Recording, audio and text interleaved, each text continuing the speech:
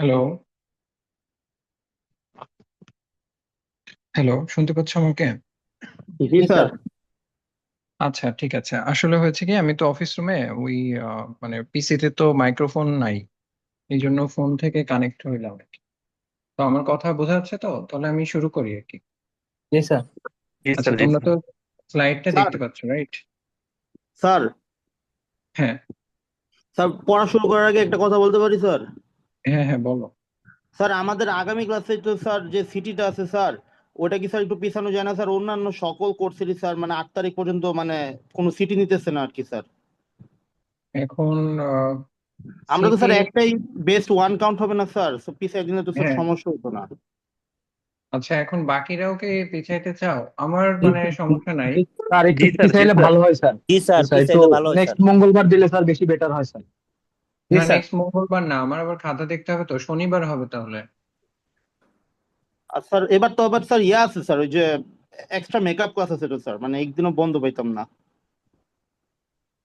ওই তো, মানে হচ্ছে তোমার বৃহস্পতিবার দিন তো আমার ক্লাস নাই, তাহলে শনিবার, ঠিক আছে। ওকে, শনিবার। আচ্ছা, ঠিক আছে, সবাই একটু মিউট করে ফেলো ঠিক আছে, থ্যাংক মাইক্রোফোনটা। You sir. হ্যাঁ, ঠিক আছে, মিউট করে ফেলো। আচ্ছা, আমাদের কিন্তু গত ক্লাসে আমাদের এই টপিকটা ছিল, মানে কনফ্লিক্ট সিরিয়ালাইজেবল কিভাবে হয়, সেই টপিকটা গত ক্লাসে ছিল।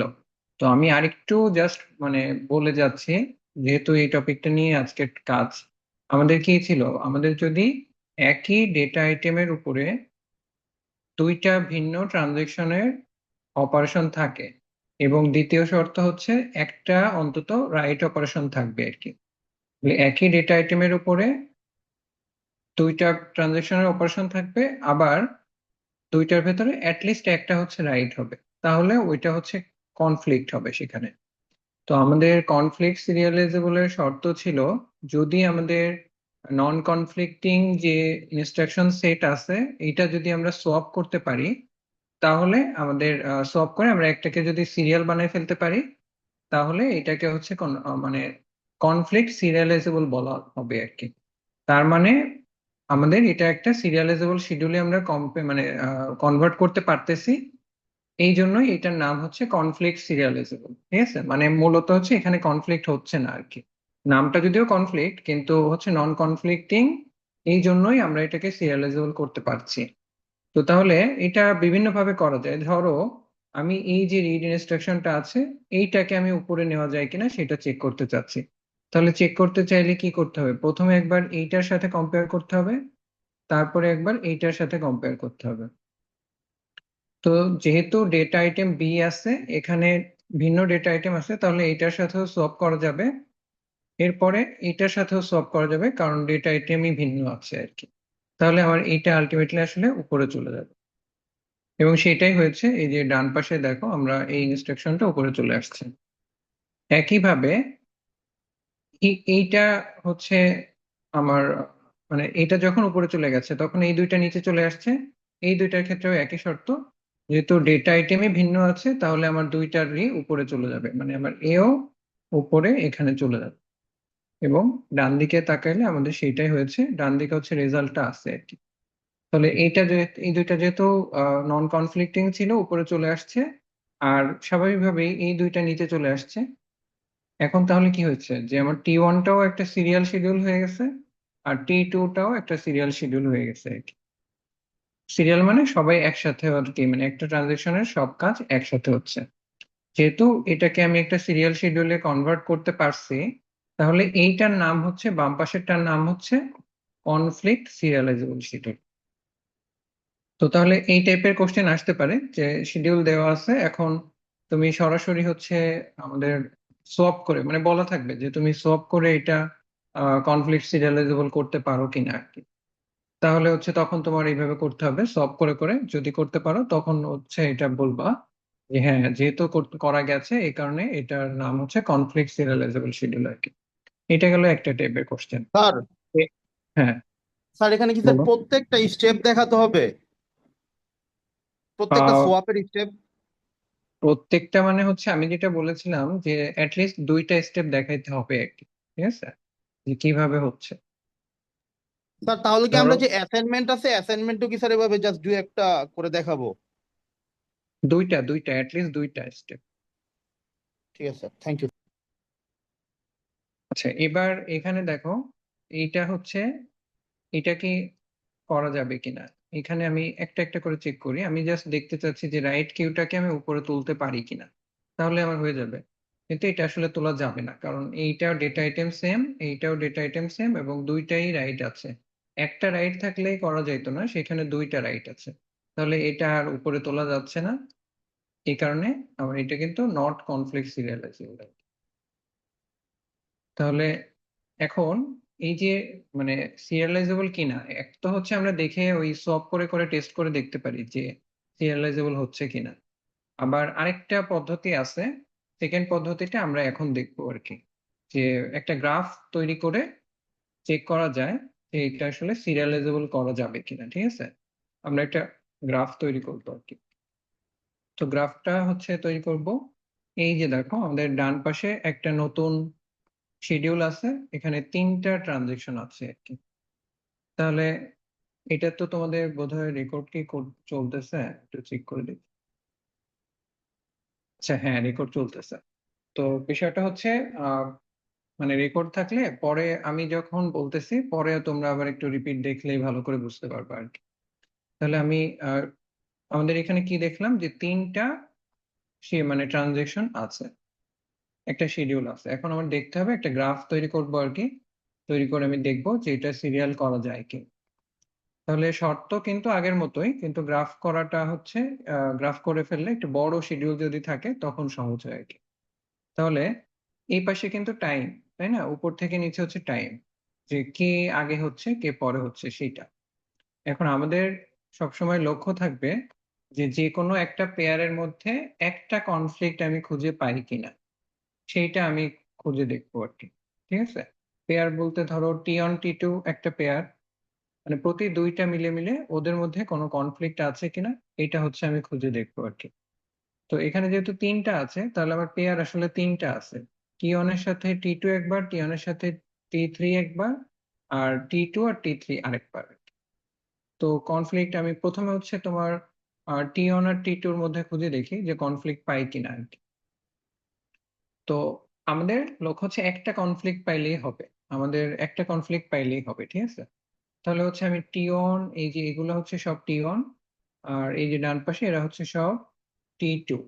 তো এর ভেতর দেখবো যে সেম ডেটা আইটেমের উপরে এমন কোনো ইনস্ট্রাকশন আছে কিনা যারা হচ্ছে যাদের একটা হচ্ছে রাইট।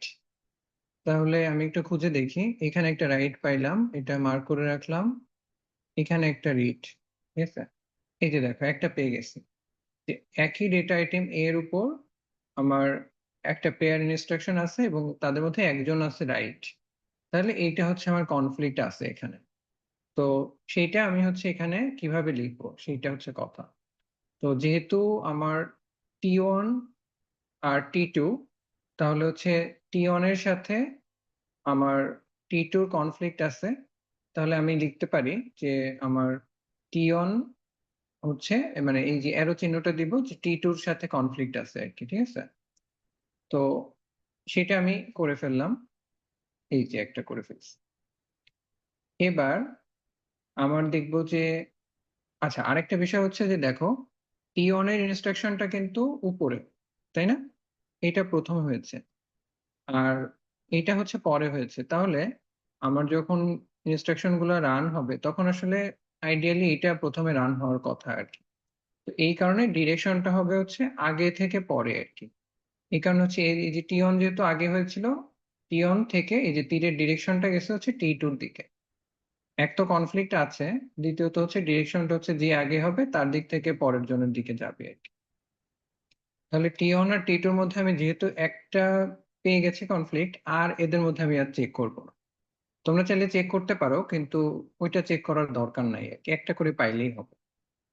এবার হচ্ছে আমি T2 আর T3 এদের মধ্যে খুঁজে দেখি যে মানে এমন কিছু পাই কিনা যে একই ডেটা আইটেমের উপর কাজ হচ্ছে, আর আমার তাদের মধ্যে অ্যাটলিস্ট একটা হচ্ছে রাইট ইনস্ট্রাকশন আছে। তাহলে এখানে একটা রাইট আছে, আমি এটা একটু মার্ক করে রাখি। একটা রাইট পাইলাম। এবার দেখবো যে বি আইটেমের উপরে কোনো ইনস্ট্রাকশন এখানে আছে কিনা। বি এর উপর আছে, এই যে একটা পেলাম। এই যে বি এর উপরে একটা ইনস্ট্রাকশন, মানে সেম ডেটা আইটেমের উপরে এই পেয়ারটা আছে এবং এদের মধ্যে একটা আছে হচ্ছে রাইট। তাহলে এই আরেকটা কনফ্লিক্ট আমি পেয়ে গেছি। এবার এখানেও যেহেতু T2 আগে হয়েছে আর T3 পরে, তাহলে অ্যারোর ডিরেকশনটা হবে হচ্ছে T2 থেকে T3। এই যে সেইটা আমি এই যে বাম পাশে লিখে রাখলাম যে T2 থেকে T3। এখন আমি একটা কাজ করতে পারতাম, ধরো একই গ্রাফে করতে পারতাম, যেমন এখানে তো T1 T2 লেখা হয়ে গেছে, আমি একটা নতুন নোড এখানে তৈরি করলাম। তাহলে এখান থেকে T2 থেকে T3 এভাবে দিলেও হবে, ঠিক আছে। এইভাবে আমরা আসলে দিব আর কি, এখানে তো স্টেপ গুলো আলাদা আলাদা ভাবে লেখা, এই জন্য এরকম লেখা আর কি। তাহলে এখন কোন পেয়ারটা বাকি আছে বলতো? আমরা দুইটা পেয়ার চেক করে ফেলছি, এখন কোন পেয়ারটা বাকি আছে? T1 T3। T1 T3, right. এখন আমি দেখবো যে এদের মধ্যে কোনো রাইট ইনস্ট্রাকশন আছে কিনা, সেইটা আগে মার্ক করে রাখবো। তারপরে হচ্ছে আমি ওই রাইট ইনস্ট্রাকশনের সাথে কোনো এই যে এদের মধ্যে এই যে একটা রাইট পাইলাম, যে রাইট সি, আমি এটা মার্ক করে রাখতেছি। এবার আমি দেখবো যে সি ডেটা আইটেমের উপরে আমার এখানে কিন্তু রাইট আরো একটা আছে এ, কিন্তু এখানে চেক করলে দেখবা যে T3 তে আসলে এ এর কোনো কাজ নাই, এই কারণে এটা আর আমার লাগতেছে না। তো রাইট এই যে সি আছে, আর এখন আমি চেক করে দেখি এই যে এখানেও একটা রিড সি আছে। তো যেটা হবে, আমার এখানে যেহেতু একটা রিড সি আছে আর এখানে আমার একটা রাইট সি আছে, এদের মধ্যে একটা কনফ্লিক্ট হবে আর কি। এবং কনফ্লিক্টটার ডিরেকশন কেমন হবে বলতো? আগে আগে কোনটা হয়েছে, এটা না? T3 না? T3 থেকে T1 স্যার। হ্যাঁ, এই যে তাহলে ডিরেকশনটা হচ্ছে এরকম হবে, ঠিক আছে। তাহলে আমি হচ্ছে T3 থেকে T1 এই একটা এজ হয়ে গেল। তাহলে এইটাই আমার হচ্ছে গ্রাফ। এই যে এইটা হচ্ছে আমার গ্রাফ। এই গ্রাফটার নাম হচ্ছে প্রেসিডেন্স গ্রাফ আর কি। তো এই যে গ্রাফটা আমার যখন তৈরি করে ফেলবো, আমি আমি থেমে যাব কখন? যখন হচ্ছে আমার আসলে সবগুলা পেয়ার চেক করা হয়ে গেছে আর কি, তখন আমি থেমে যাব। কারণ এটা গ্রাফের ট্রানজেকশন গুলো হচ্ছে গ্রাফের এক একটা নোড, আর ডিপেন্ডেন্সি আছে কিনা বা কনফ্লিক্ট আছে কিনা সেইটা হচ্ছে আমার এদের এজ। এবং এটা একটা ডিরেক্টেড গ্রাফ। তো আমার এটা তৈরি হয়ে গেছে। তো এইটা হচ্ছে প্রথম কাজ, যে আমরা একটা ডিরেক্টেড কনফ্লিক্ট গ্রাফ বা প্রিসিডেন্স গ্রাফ তৈরি করব আর কি। তৈরি করার পরে আমরা দেখব যে এখানে কোনো সাইকেল আছে কিনা। তো দেখে বলো তো, এই গ্রাফটার মধ্যে কি কোনো সাইকেল আছে, যে T1 T2 T3? জি স্যার আছে, কারণ T1 থেকে আবার T1 এ ফিরে হ্যাঁ, আসতেছে। রাইট, এই যে T1 থেকে আবার হচ্ছে T1 এ ফিরে আসতেছে আর কি। এই যে যদি সাইকেল থাকে তাহলে এটা সিরিয়াল করা যাবে না, ঠিক আছে। সাইকেল থাকলে আমার সিরিয়াল করা যাবে, আর যদি সাইকেল না থাকে তাহলে সিরিয়াল করা যাবে। তাহলে গ্রাফটা আঁকার পরে আমাদের ছোট গ্রাফ হইলে আমরা সহজে দেখে বলতে পারি যে সাইকেল আছে কিনা। সাইকেল থাকলে বলবো যে না, সিরিয়ালাইজেবল না। আর না থাকলে যে সিরিয়ালাইজেবল। তো এটা ছিল আমাদের প্রথম টপিক। কারো কোনো কোশ্চেন আছে কিনা? স্যার এখানে কোশ্চেনটা আসবে কিভাবে আমাদের, মানে পরীক্ষায় কি চাবে ওরা? পরীক্ষা এরকম যে শিডিউল দেওয়া থাকবে, বলতে হবে যে সিরিয়ালাইজেবল কিনা। আর এটা ফার্স্টের মেথড থেকে তুলনামূলক সহজ লাগবে স্যার। ফার্স্ট এর মেথডও শিখতে হবে, কারণ যদি বলে যে তোমার মানে সোয়াপ করে করে দেখো, মানে কোশ্চেন দুই ধরনের, যদি বলে যে সোয়াপ করে করে দেখাও একটা সিরিয়াল শিডিউল তৈরি করে, তখন ওই অ্যান্সার দিতে হবে। আর এটা হচ্ছে তোমার সিরিয়াল বানাইতে হচ্ছে না, এটা শুধু জাস্ট দেখতে হচ্ছে যে মানে সিরিয়াল কিনা আর কি। একটা গ্রাফ, মানে একটা গ্রাফ এঁকে বলবে যে একটা গ্রাফ এঁকে করো। আর যদি পদ্ধতি বলে না দেয় যে সোয়াপ করে করো বা গ্রাফ এঁকে করো, তখন তোমার ফ্রিডম আছে, তখন তুমি যে কোনো ভাবে করতে পারবে। ঠিক আছে, এখন আমরা দেখলাম যে একটা গ্রাফ আঁকার পরে আমরা সাইকেল আছে কিনা চেক করবো আর কি। তো এখন এখানে আমাদের একটা বড় এক্সাম্পল আমি দেখি। এই যে এখানে একটা ছোট একটা এক্সাম্পল আছে আর কি। তো এই এক্সাম্পলটার পর ছাড়াও আমি একটা বড় এক্সাম্পল তোমাদের দেখাই যে এটা সিচুয়েশনটা কেমন থাকতে পারে আর কি।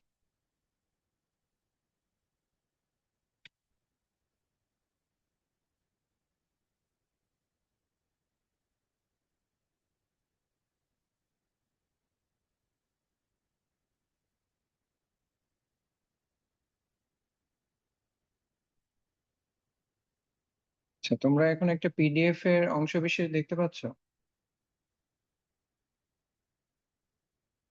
পিডিএফ এ একটা গ্রাফ আঁকা আছে।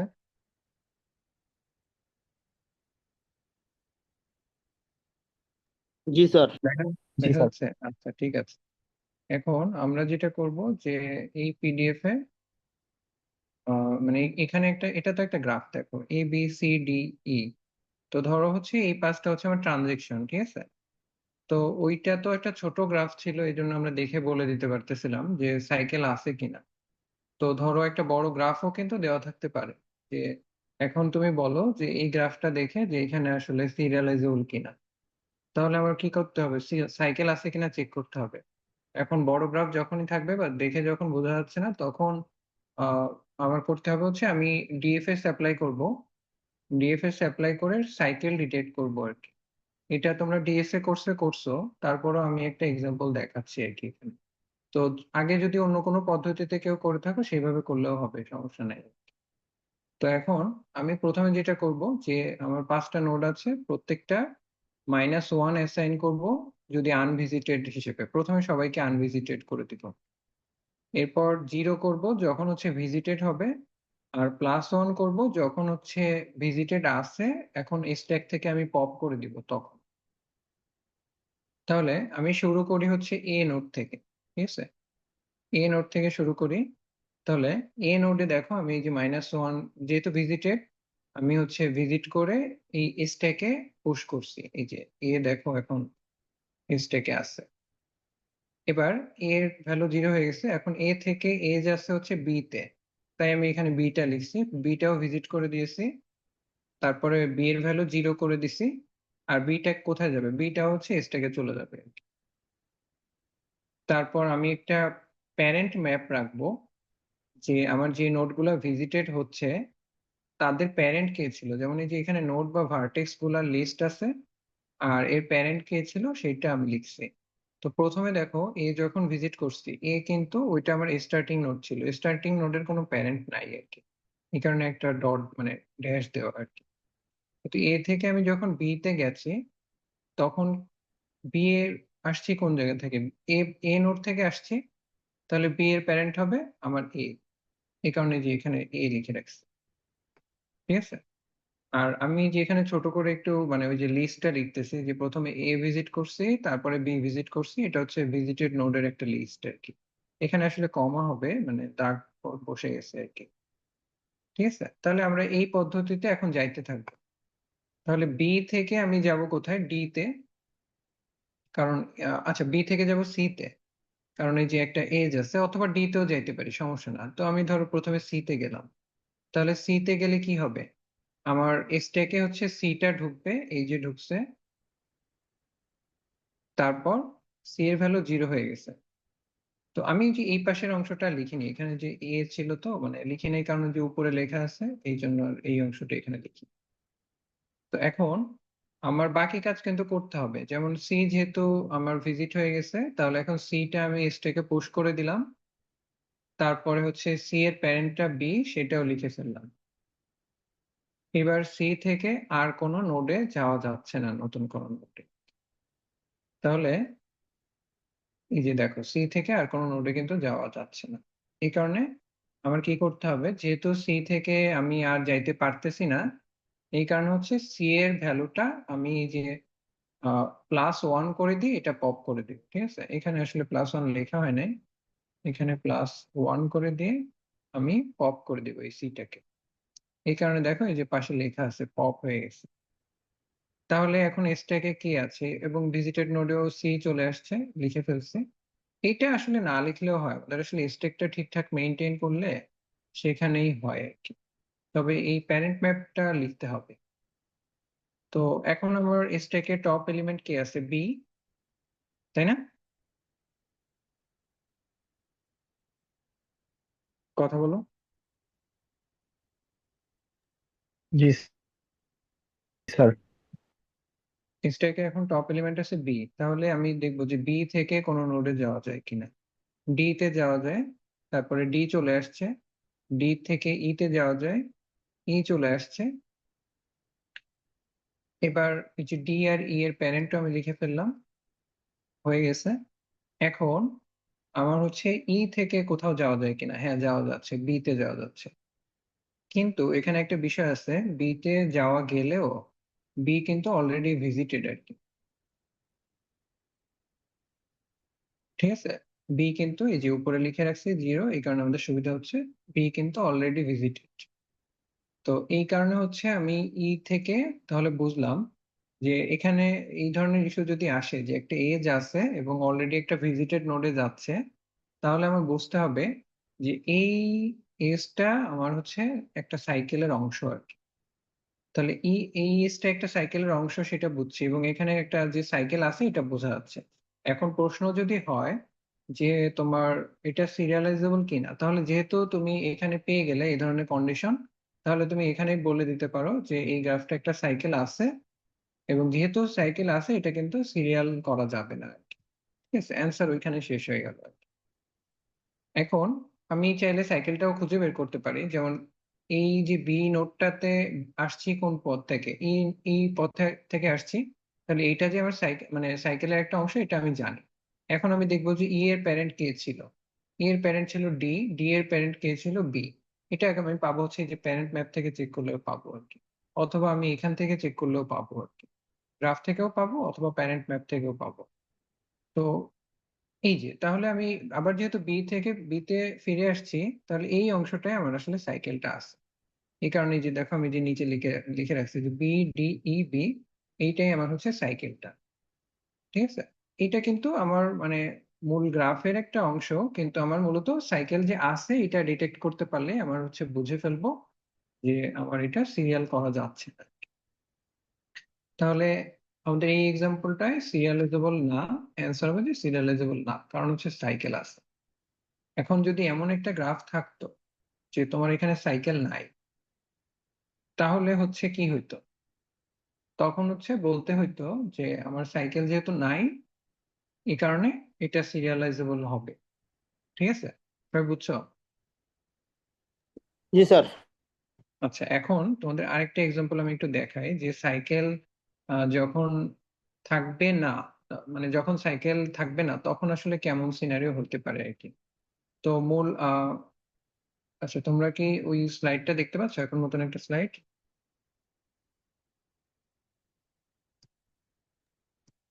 জি স্যার।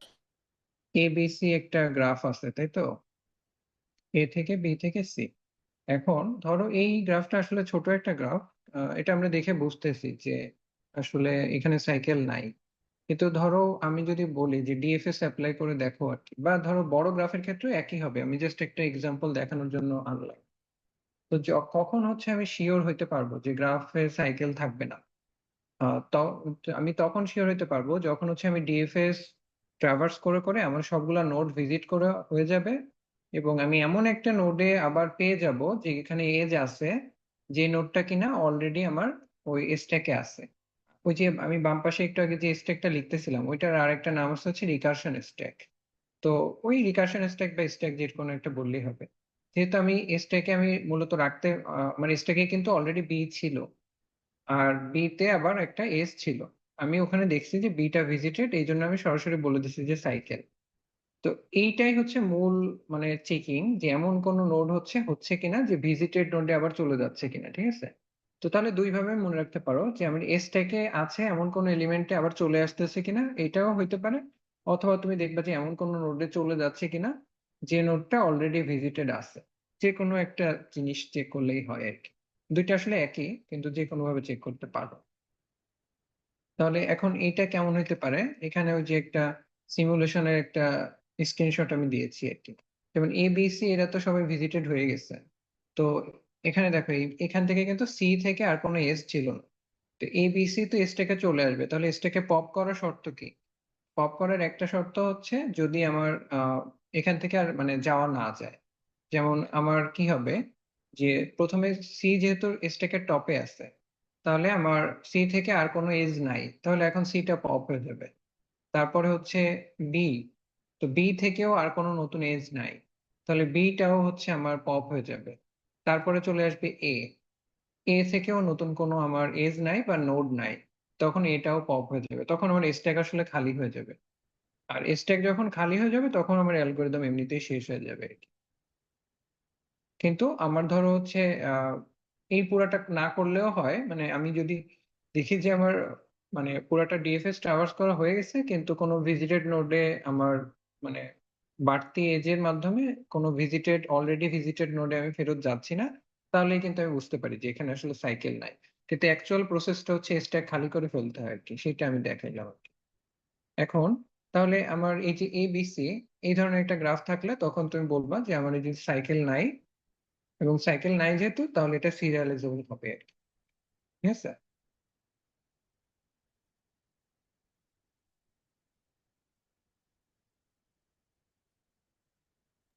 স্যার হ্যাঁ, স্যার এই এই এই সাইকেল ডিটেক্টটা কি স্যার মানে যে কোনো সাইকেল ডিটেক্টের অ্যালগোরিদম দিয়ে করলে হবে নাকি জাস্ট এই ডিএফএসি ইউজ করতে হবে?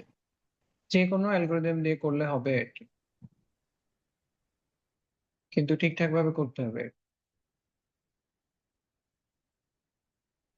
তবে হচ্ছে ডিএফএস দিয়ে করলে মানে সব থেকে ভালো মানে সহজে হয় আর কি। মানে এখানে যে ধরনের ইয়া থাকে ওটা ডিএফএস দিয়ে করলেই সহজে হয়ে যায়। আচ্ছা, এখন ধরো যে একটু আগে আমরা দেখলাম যে সাইকেল না থাকলে তখন আমি বলবো যে এটা সিরিয়াল করা যাবে, ওকে। এখন আমার আরেকটা কোশ্চেন থাকতে পারে যে তুমি হচ্ছে সিরিয়ালাইজেবল এর অর্ডারটা বলো আর কি। মানে টিয়ন এখানে দেখো একটা কোশ্চেন আছে, সবাই তো একটা পিডিএফ দেখতে পাচ্ছ রাইট? ওই যে পিডিএফটা টিয়ন T2 T3 একটা গ্রাফ দেওয়া আছে, জি দেখতে স্যার। পাচ্ছ? এই যে একটা গ্রাফ আছে। তো এখানে আমার যদি বলে যে সিরিয়ালাইজেবল এর অর্ডারটা বলো, অর্ডার মানে হচ্ছে আমি সিরিয়াল করা যাবে বুঝছি, এখন T1 T2 T3 এমন একটা সিরিয়াল আমাকে বলো যে কার পরে কাকে রান করলে এটা সিরিয়ালটা ঠিক থাকবে আর কি। তো এইটাও এখান থেকে করা যাবে, এটা করার জন্য আমাদের হচ্ছে টপোলজিক্যাল শর্টিং করতে হবে। তো শর্টিংটা আমরা তাহলে এখন দেখি। তো গ্রাফটা তো ছিলই, আমি হচ্ছে এখানে এই যে ইন ডিগ্রি গুলা লিখছি, 0 1 এগুলো হচ্ছে ইন ডিগ্রি। তো T1 এ যেহেতু কোনো ইন ডিগ্রি নাই তাহলে 0 লিখছি, T2 তে একটা আছে, তারপরে হচ্ছে এই জন্য 1, T3 তে একটা আছে 1। ঠিক আছে? এখন আমার প্রথমে টপোলজিক্যাল শর্টের সিস্টেম হচ্ছে যে ইন ডিগ্রি যার 0 আছে, গ্রাফটা আমি সব ইন ডিগ্রি অ্যাসাইন করার পরে যার 0 আছে তাকে আমি বাদ দিয়ে দিব আর কি। এই যে আমি এখন T1 কে বাদ দিয়ে দিতে পারি। এই কারণে দেখো এই যে এখান থেকে স্টেপটা এই যে এই স্টেপে আসছি, T1 টাকে আমি কেটে দিছি। টিয়ন কেটে দিছি, তাহলে টিয়ন এর যে এসটা ছিল সেটাও কাটা গেছে। তাহলে এখন আছে হচ্ছে T2 আর T3। তাহলে T2 এখন ইন ডিগ্রি কত আছে? 0 হবে। আর T3 এর ইন ডিগ্রি কত হবে? 1 হবে। সবাইকে বুঝতে পারছো যে এখন কেন 0 হবে আর কেন 1 হবে?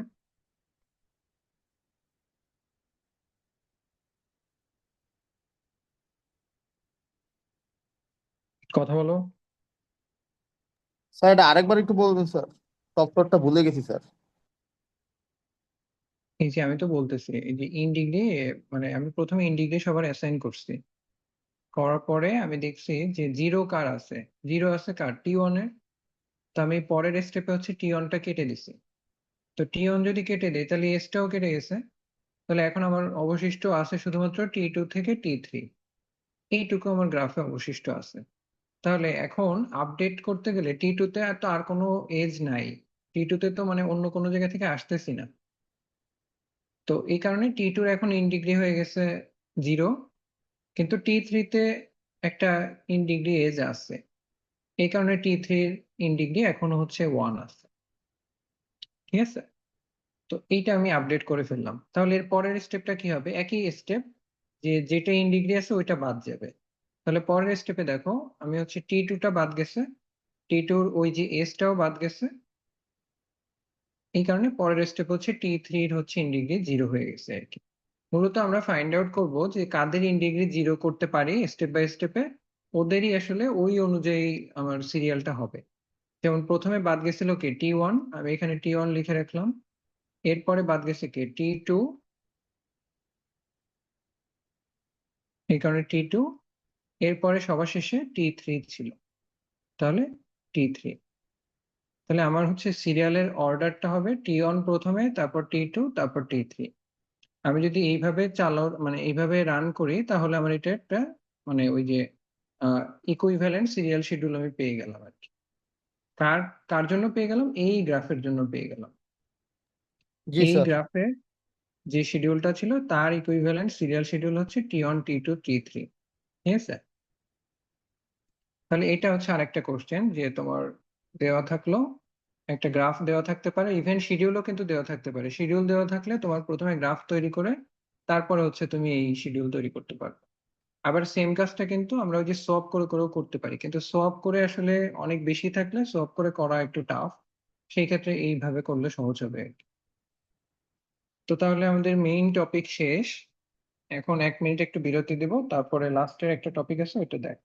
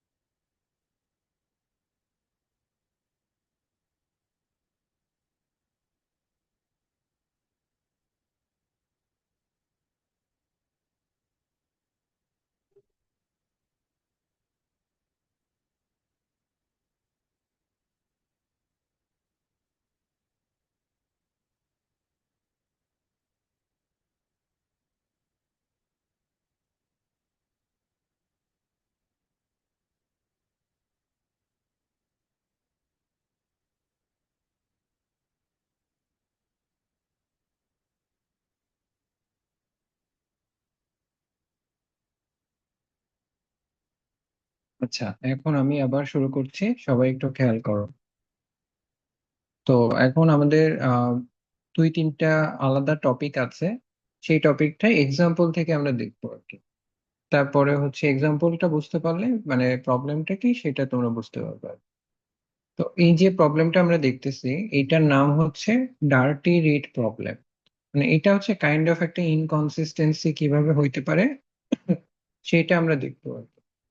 তো বাম পাশে দেখো যে টাইম T1 T2 এরা কিন্তু ট্রানজেকশন না, এরা হচ্ছে ওই যে টাইমের শিডিউলটা দেখাচ্ছে। আর ট্রানজেকশন কারা? ট্রানজেকশন হচ্ছে একটা ট্রানজেকশন এ আর একটা ট্রানজেকশন হচ্ছে বি। ঠিক আছে, সবাই এটা দেখতে পাচ্ছ স্ক্রিনটা, যে দুইটা ট্রানজেকশন আছে এ আর বি। কথা বলো। জি স্যার। জি স্যার। আচ্ছা, এখন আমার যদি এই ধরনের এমন দুইটা ট্রানজেকশন থাকে যারা হচ্ছে সেম ডেটা আইটেমের উপরে কাজ করতেছে, যেমন দেখো দেখো এখানে ডেটা আইটেম হচ্ছে ডিটি, এখানেও ডেটা আইটেমের নাম ডিটি, তাহলে সেম ডেটা আইটেম আছে, প্রথম শর্ত পূরণ হয়েছে আর কি। তো এখানে শর্তটা হচ্ছে এমন যে কোনো একটা ট্রানজেকশনে ওই ডেটা আইটেমের একটা ভ্যালু রাইট করছে, তো রাইট করার পরে অন্য একটা ট্রানজেকশনে ওই ভ্যালুটাই রিড হবে আর কি। মানে ওই ডেটা আইটেমটাই রিড হচ্ছে। তাহলে চিন্তা করো, এখানে ধরো ডিটির ইনিশিয়াল ভ্যালু ধরো 500 ছিল, তাহলে আরো 500 যোগ করা হলো, তাহলে মানে আপডেটেড ডিটির ভ্যালুটা কত হবে রাইট করার পরে?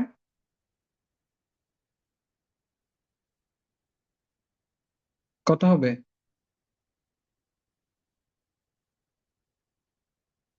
এই যে 500-র সাথে 500 যোগ করলে কত হবে? 1000। 1000 হবে, রাইট। তাহলে রাইট করার, আচ্ছা এখানে রাইটের মানে হচ্ছে ধরো ক্যালকুলেশন করে ওই ভ্যালুটা জাস্ট মানে হচ্ছে পুরা সেভ হয় না, ঠিক আছে? একটা কথা হচ্ছে কমিট, আর একটা হচ্ছে রাইট। তো রাইটের মানে হচ্ছে আপডেটেড ভ্যালুটা আমি পেয়ে গেছি, এটা টেম্পোরারিলি সেভ করা হয়েছে আর কি, বা রাইট করা হয়েছে। কিন্তু কমিট যতক্ষণ করা না হয়েছে ততক্ষণ একদম পার্মানেন্ট ডেটাবেজে চেঞ্জটা পার্মানেন্ট হয় না আর কি। আমরা ওই যে দেখছিলাম একটা যে অ্যাসিড প্রপার্টিতে একটা ডিউরেবল চেঞ্জ, তো ডিউরেবল চেঞ্জটা এখনো হয় নাই, কমিট করা হয় নাই। তাহলে কমিট করা হয় নাই, কিন্তু রাইট করার পরে ওই ভ্যালুটা অন্য একটা ট্রানজেকশন ওই সেম ডেটা আইটেমটা রিড করে ফেলছে। তাহলে ও রিড করছে হচ্ছে 1000। তো 1000 করার পরে আরেকটা শর্ত আছে যে ওই যে নতুন রিড করলো ও আবার কমিট করবে আগেই, মানে এই যে মানে আগের জনের আগের ট্রানজেকশনের আগেই আমার নতুন ট্রানজেকশন রিড করে ও কমিট করে ফেলছে। তাহলে কমিট করে ফেললে আমার এখন বি ট্রানজেকশন অনুযায়ী ডাটা আইটেমের ভ্যালু হচ্ছে কত? 1000 হবে, যেহেতু কমিট করে ফেলছে, ডিউরেবল চেঞ্জ হয়ে গেছে আর কি।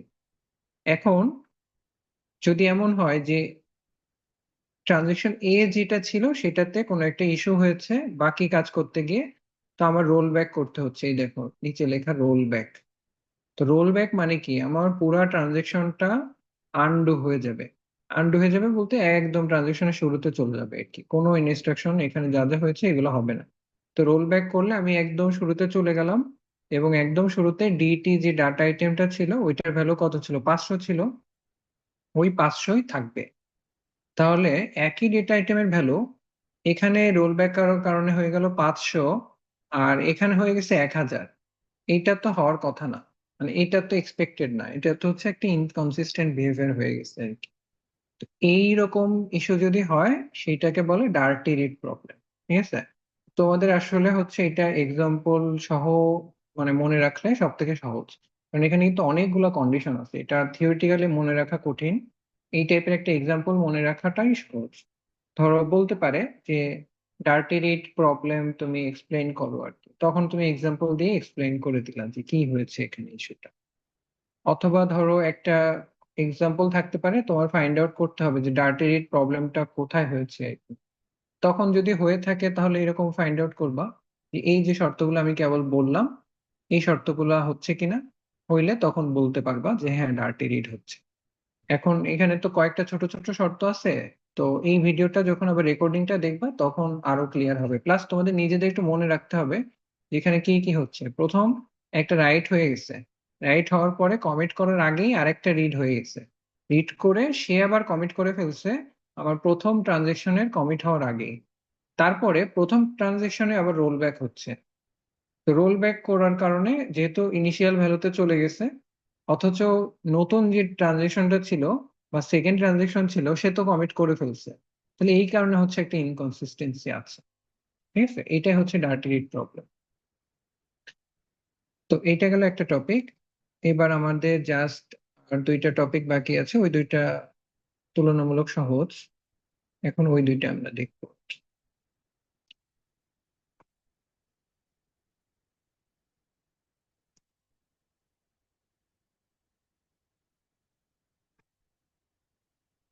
আচ্ছা, এইটা এটা দেখো, এটাই হচ্ছে একটা এই প্রবলেমটার নাম হচ্ছে লস্ট আপডেট প্রবলেম আর কি। তো লস্ট আপডেট প্রবলেম আমরা আগে এক্সাম্পলটা দেখি কি হচ্ছে। এ একটা ট্রানজেকশন, বি আর একটা, তো এ তে হচ্ছে এক্স এর ধরো ইনিশিয়াল ভ্যালু ছিল 100, তাহলে এখানে এই লাইন পর্যন্ত এক্স এর মানে আপডেট ভ্যালু হবে 115, যে ডান পাশে লেখা আছে আর কি। তো গেল 115, আমি একটু পেন্সিল নিয়ে আসি। এই যে এই লাইনের পর্যন্ত 115, এক্স এর আপডেট ভ্যালু হচ্ছে 115। এবার বি স্টার্টের পরে বি রিড করছে। রিড করলে এখানে ইস্যুটা হচ্ছে, দেখো এটা অপারেশন হয়েছে, কিন্তু এখানে কি কোনো রাইট হয়েছে? এখানে কি রাইট হয়েছে? বলো। রাইট কিন্তু হয় নাই। তো রাইট হয় নাই, তার মানে হচ্ছে টেম্পোরারিলি সেভ যেটা, সেটাও হয় নাই। এই কারণে ও যখন নতুন একটা ট্রানজেকশন বি ও যখন রিড করতেছে, ও আসলে প্রিভিয়াসলি যে সেভড ভ্যালুটা ছিল হুইচ ইজ 100, এই ভ্যালুটাই ও রিড করতেছে।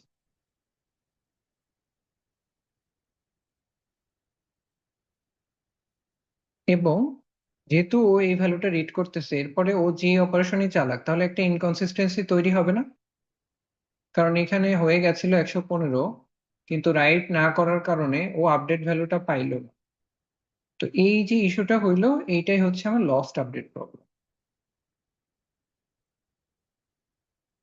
যে আমি একটা চেঞ্জ করছি, কিন্তু চেঞ্জ করার পরে রাইট করি নাই বা কমিটও করি নাই, ওই ভ্যালু হচ্ছে আরেকজন পেয়ে গেছে, রিড করে ফেলছে। তাহলে এটা আমাদের যে আপডেটটা যে হয়েছিল, ওই আপডেটটা আমরা লস করে ফেললাম। এইটাকে বলা হচ্ছে লস্ট আপডেট প্রবলেম। প্লাস এটার পরের অংশেও যদি আমরা দেখি, পরের অংশে কি হচ্ছে, এক্স এর আপডেট ভ্যালু আসছে 75, তারপর 75 রাইট করা হয়ে গেছে। তো রাইট করার পরে এখানে আছে 75, এ তে যদি আমি রাইট করে ফেলি, ট্রানজেকশন এ এর ভ্যালুটা কত ছিল, 115। ও তো আর ফার্দার কোনো রিড করে নাই, ওর কাছে তো ওই ক্যালকুলেশনটাই ও এখন রাইট করতেছে, ওই ভ্যালুটাই ও রাইট করতেছে। তাহলে ও রাইট করতেছে 115, আর ও রাইট করছে হচ্ছে 75। তাহলে এই লেভেলে আসলেও আমরা দেখতে পারতেছি যে এখানেও ওই সেম ইস্যুটাই হচ্ছে, যে দুইটা ট্রানজেকশনের যে আপডেট গুলো হয়েছে ওইগুলা লস হয়ে যাচ্ছে, ঠিকঠাক থাকতেছে না আর কি। তো এইটাকে বলা হচ্ছে লস্ট আপডেট।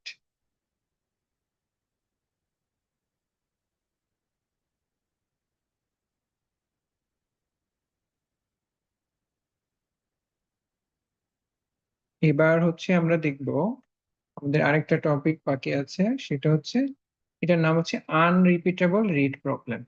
এটাও একইভাবে আমরা ডেটাবেস থেকে দেখব, তাহলে আমরা বুঝতে পারবো যে আসলে আমাদের কি প্রবলেমটা হচ্ছে আর কি।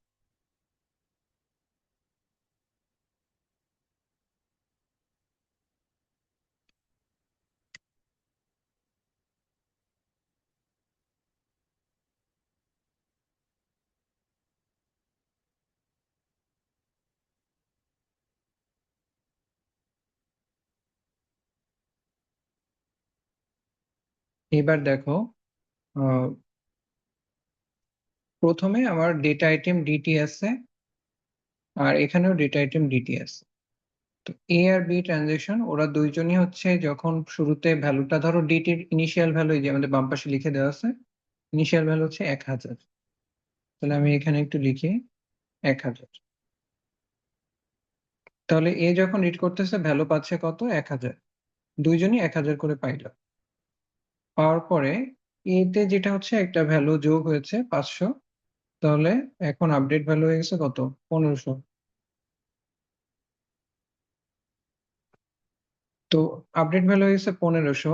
এখন যদি আমি সেম রিডটা আরেকবার করি, তাহলে এখানে ভ্যালু কত পাবো বলো তো? এখন যদি বি তে আরেকবার ভ্যালুটা রিড করি,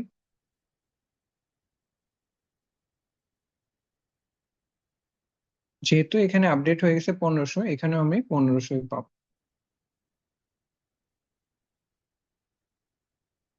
তো এইবার হচ্ছে আমি কনসিডার করি, তাহলে আমি বুঝতে পারবো যে সমস্যাটা কোথায় হচ্ছে। দেখো, বি ট্রানজেকশনে কোনো অপারেশন নাই, শুধুমাত্র দুইটা রিড অপারেশন আছে এবং দুইটাই সেম ডেটা আইটেমের উপরে। তাহলে যেহেতু বি তে আমি কোনো কাজই করি নাই, তাহলে আমার বি তে অবশ্যই দুইটা রিড যদি করি সেম ডেটা আইটেমে, ওদের দুইবারই ভ্যালু সেম হওয়ার কথা, সেম হইতে হবে আর কি, মানে এটাই তো কনসিস্টেন্সি রুল আর কি। কারণ কি আমাদের ডেটাবেজে কিন্তু আইসোলেশন প্রপার্টি আছে, এবং আইসোলেশন প্রপার্টি মানে কি?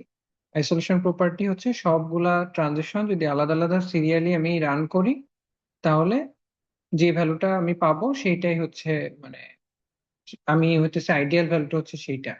তো এখন বি ট্রানজেকশনে আমার অন্য কোনো কাজ করলাম না, কিন্তু একবার রিড করে পাইলাম 1000, আর একবার রিড করে সেম ডেটা আইটেমের ভ্যালু পাচ্ছে 1500। এইটা হচ্ছে একটা ইস্যু। তো এই যে যেহেতু দুইবার দুইটা ভিন্ন ভ্যালু হয়ে গেছে, মানে রিপিট হয় নাই কিন্তু রিপিট হওয়ার কথা, এটাকে বলা হচ্ছে আনরিপিটেবল রিড প্রবলেম। ঠিক আছে? এইটা তাহলে আমাদের যে লাস্টের যে তিনটা, এই তিনটাও কিন্তু ইম্পর্টেন্ট। এই তিনটা থেকে ধরো একটা বা দুইটা কিন্তু আসতে পারে পরীক্ষায়। তাহলে এটা আসলে মনে রাখার সব থেকে সহজ উপায় হচ্ছে তোমার আসলে এক্সাম্পলটা মনে রাখা। তো এক্সাম্পলটা মনে রেখে তোমার তখন ব্যাখ্যা করতে হবে, এই যে এই বাম পাশে যেমন ব্যাখ্যা করছো এরকম, অথবা এই যে আমি যেরকম লিখছি এরকম একটু বড় করে, মানে শিডিউলটা খাতায় লিখে যদি একটু বড় করে এভাবে দেখাও, যাতে তোমার খাতাটা দেখলে বোঝা যায় যে তুমি কি করতেছো, সেটাও মোটামুটি ওকে আর কি। যেভাবে ভ্যালু ট্যালু গুলা লিখে দিতে হবে আর কি। তারপরে যে মার্ক করে দিলাম যে এই দুইটা হচ্ছে সমস্যা, এরকম। তবে তোমরা একটু চেষ্টা করো এই তিনটার জন্য সিমিলার এক্সাম্পলটাই রাখার জন্য, যাতে করে হচ্ছে মানে ওই তোমাদেরও মনে থাকে সহজে, প্লাস আহ মানে পরীক্ষার হলে বসে হচ্ছে নতুন করে বের করতে না হয় যে কিভাবে সাজাইলে হচ্ছে এই প্রবলেম গুলো আমি এক্সপ্লেন করতে পারবো। ঠিক আছে? তো এইটাই আমাদের আজকের ক্লাস এই পর্যন্তই ছিল। আমাদের চ্যাপ্টারটাও শেষ, আমাদের আর দুইটা চ্যাপ্টার বাকি আছে আর কি। তো হোপফুলি আমাদের আর 4টা ক্লাস হইলে শেষ হয়ে যাবে syllabus। আর তোমাদের তাহলে সিটিটা থাকবে সামনের উইকের শনিবার দিন। ঠিক আছে? আমি তাহলে ক্লাসটা শেষ করে দিচ্ছি। আমি অ্যাটেন্ডেন্স দিয়ে দিব সবাইকে, সমস্যা নেই। তাহলে ক্লাসটা শেষ করে দিচ্ছি। Thank you.